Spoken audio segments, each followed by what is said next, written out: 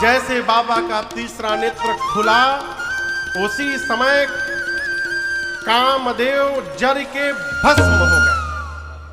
हाहाकार मच गया, देवता डर गए, निशाचर नाचने लगे। अब तो काम ही भस्म हो गए तो बेटा कहां से होगा।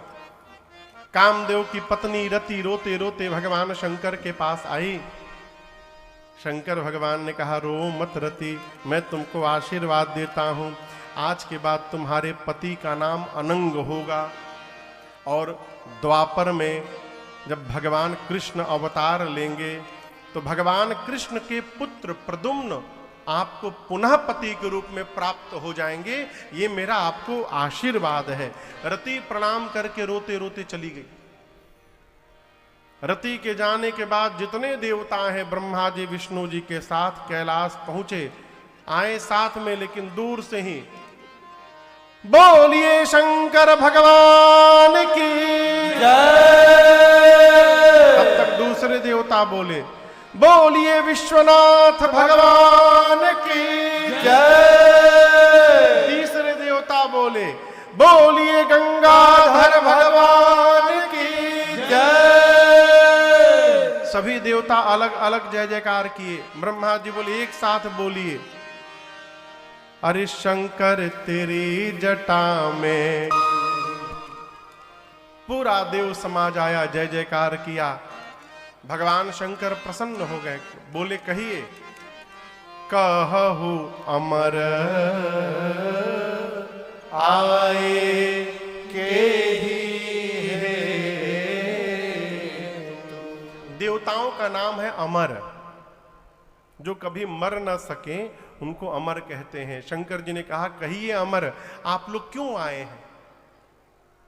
ब्रह्मा जी बोले, प्रभु ये जितने देवता आज यहां पर आए हैं, ये सभी देवता आपके विवाह का दर्शन करने के लिए उत्साह में डूब रहे हैं। और आपसे हम बतावें, ये बिल्कुल असत्य है। किसी भी देवता को शंकर जी के विवाह से कोई लेना देना नहीं है। तो इसलिए विवाह करवाने आए कि विवाह के बाद जो लड़का होगा वही मारेगा उसको। ये बात शंकर जी भी ठीक से जानते हैं। ब्रह्मा जी बोले, आपने तो राम जी को वचन दिया था। शंकर जी बोले, हम तैयार हैं, रचना बनाइए। देवता जय जयकार किए। सप्तऋषि गए हिमांचल जी के यहाँ, वहां से विवाह का मुहूर्त लेकर आए। ब्रह्मा जी ने देवताओं को मुहूर्त बांच करके सुनाया और कहा, अमुक तिथि पर ठीक शाम को 5 बजे देवता बराती बनकर के सब परिवार पहुंचेंगे कैलाश। लेकिन एक सूचना है, अपने अपने वाहन पर बैठ करके आना है। दूल्हे की ओर से कोई व्यवस्था नहीं है वाहन की। दूल्हे के अपने वाहन की व्यवस्था नहीं, तो आपकी क्या करेंगे। इसलिए सभी देवता अपने अपने वाहन पर बैठकर आएंगे। देवता जय जयकार करके गए। विवाह का दिन आया। कितने बजे बारात निकलनी है? 3 बजा था अभी। शंकर भगवान आनंद में बैठे हैं कि देवता लोग आएंगे तो हमको तो केवल चलना भर है, चल देंगे। परंतु बाबा के कुछ गण परेशान थे। शंकर जी गणों से पूछे, क्या हुआ आप लोगों को। गण बोले, प्रभु बताइए, एक भी देवता आज आपको तैयार करने यहां नहीं आया है। शंकर जी बोले, अपने से टाइम मिलेगा तब ना हमारी याद आएगी। सब देवता अपने में बिजी हैं।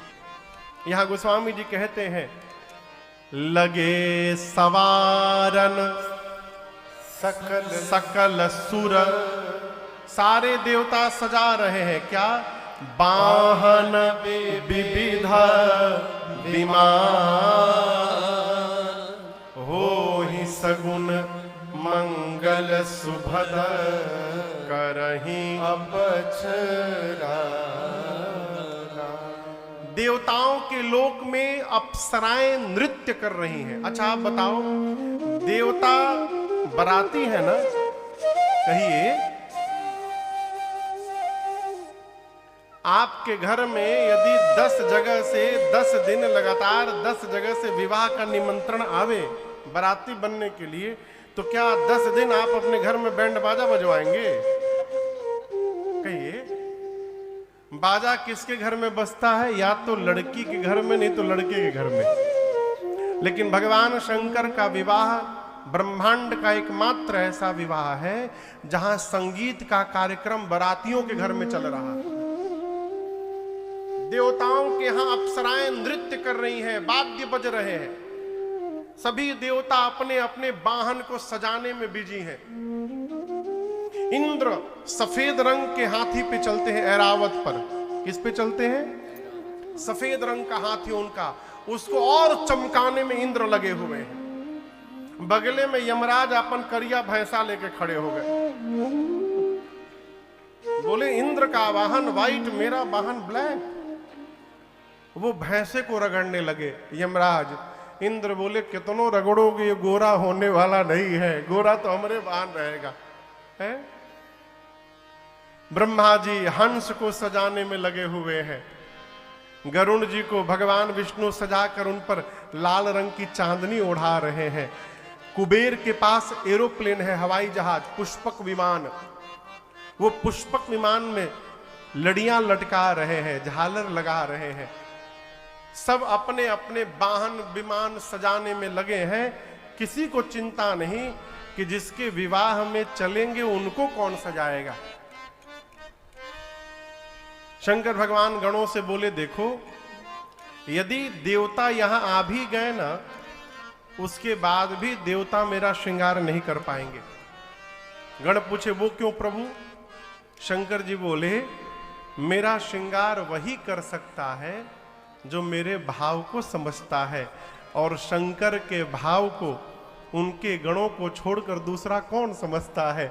इसलिए जितना सुंदर आप लोग सजाएंगे कोई नहीं सजा पाएगा, आप सजाइए।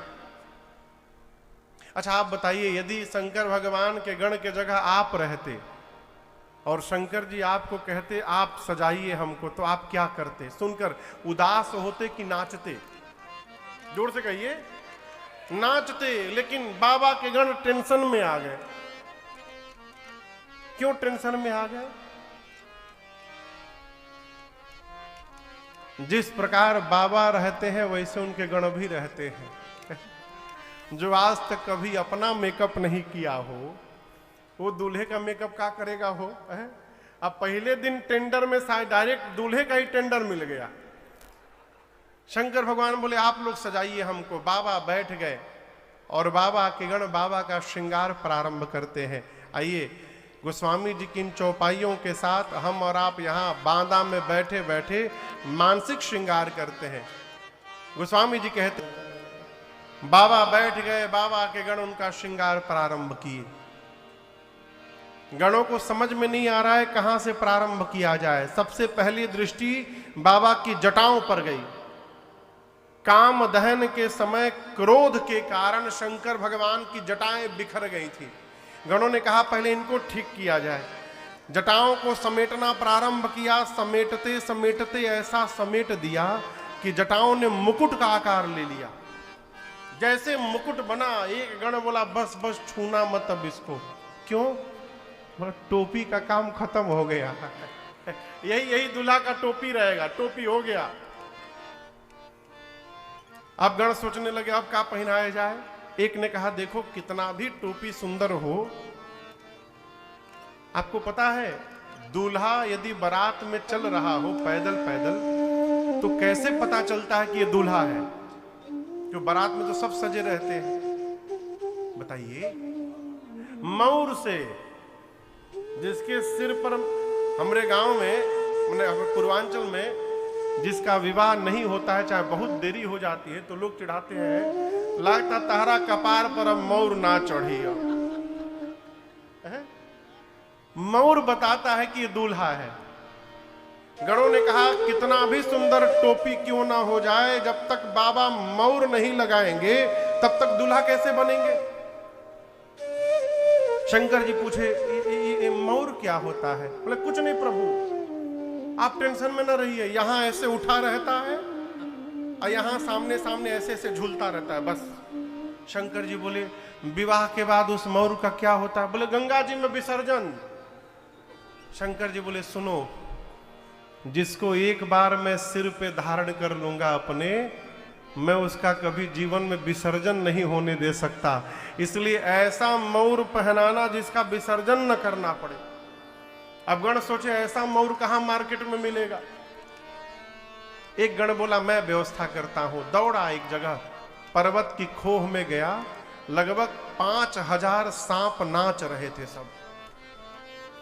अब आप सोचोगे नाच क्यों रहे? सब प्रैक्टिस चल रहा है बारात में नाचने की।